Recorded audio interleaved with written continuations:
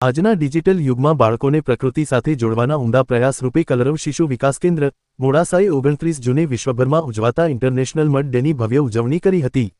Senior કેજીના વિદ્યાર્થીઓ માટે ખાસ તૈયાર કરવામાં આવેલા માટીના ખાડામાં બાળકોએ ડીજેના જોરદાર તાલે મન મૂકીને રમ્યા, કૂદ્યા અને માટી સાથે અનોખો સંબંધ જોડ્યો। સ્વિમિંગ પુલમાં છપછબિયા, માટીમાં ધમાલ અને ડાન્સના કાર્યક્રમથી સમગ્ર કેમ્પસ બાળહાસ્ય અને કલરવથી ગુંજી ઉઠ્યો હતો। મોડાસા કેળવણી મંડળના પ્રમુખ શ્રી બિપિનભાઈ શાહના માર્ગદર્શન હેઠળ આયોજિત આ કાર્યક્રમમાં ફાધર્સ ડેની પણ હર્ષોલ્લાસભેર ઉજવણી કરવામાં આવી। વાલીઓએ પણ બાળકો સાથે માટીમાં ઉતરીને બાળપણની યાદોને ફરીથી જીવંત કરી હતી। કાર્યક્રમના આયોજકોએ જણાવ્યું કે માટીમાં રમવું એ માત્ર મસ્તી નથી, પરંતુ બાળકોના શારીરિક, માનસિક અને સર્જનાત્મક વિકાસ માટે અત્યંત ફાયદાકારક છે।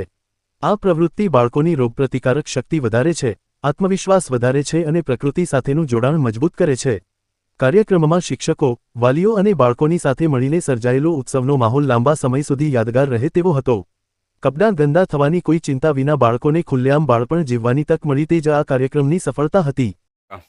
મોડાસા કેળવણી મંડળ 30 જૂનના રોજ 107 વર્ષમાં પ્રવેશ કરી રહ્યું છે। અમે દર વર્ષે અમારી બધી જ શાળાઓ વિશિષ્ટ પ્રવૃત્તિઓ કરી રહી છે। એમાં બાળ મંદિરના બાળકો માટે અમે દર વર્ષે જુદી જુદી પ્રવૃત્તિઓ નાના બાળકો માટે કરીએ છીએ।